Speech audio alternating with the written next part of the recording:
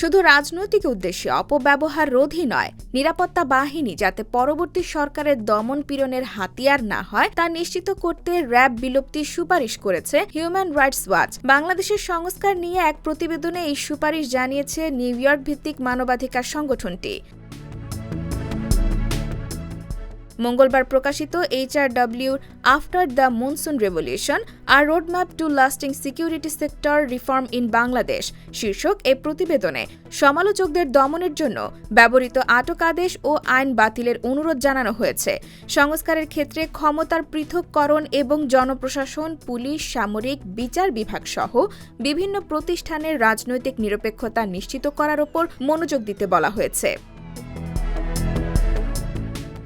BNP ক্ষমতায় থাকার সময় 2004 সালে র্যাপিড অ্যাকশন ব্যাটালিয়ন গঠন করা হয়েছিল। এরপর যেসব সরকার ক্ষমতায় এসেছে তারা এই বাহিনীকে দায়মুক্তি দিয়ে কাজ করার অনুমতি দেয়। আবার রাজনৈতিক নেতারা যখনই ক্ষমতার বাইরে থাকেন তখন র্যাবের বিলুপ্তির বিষয়ে একমত পোষণ করেন।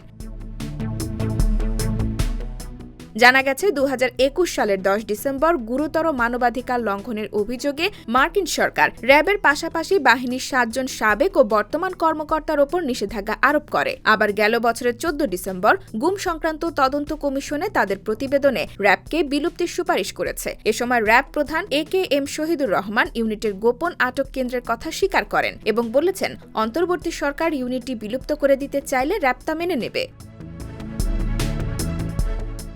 এমন প্রেক্ষাপটে HRW জাতিসংঘ এবং দাতা সরকারকে সুপারিশ করে বলেছে র্যাব বিলুপ্তি করা হবে শুধু এই শর্তেই যে র্যাবের সঙ্গে যুক্ত সব কর্মকর্তা যাতে অন্য ইউনিটে গিয়ে একই অপকর্মের চর্চা করতে না পারে সেজন্য তাদের মানবাধিকার প্রশিক্ষণ দেওয়া হবে। তবে শেখ হাসিনার আমলে নিরাপত্তা বাহিনীগুলো যেভাবে রাজনৈতিক প্রভাবের কারণে ক্ষয়িষ্ণু হয়ে পড়েছে সেখান থেকে বের হয়ে তাদের সংস্কার করা কঠিন হবে বলে মনে করে HRW।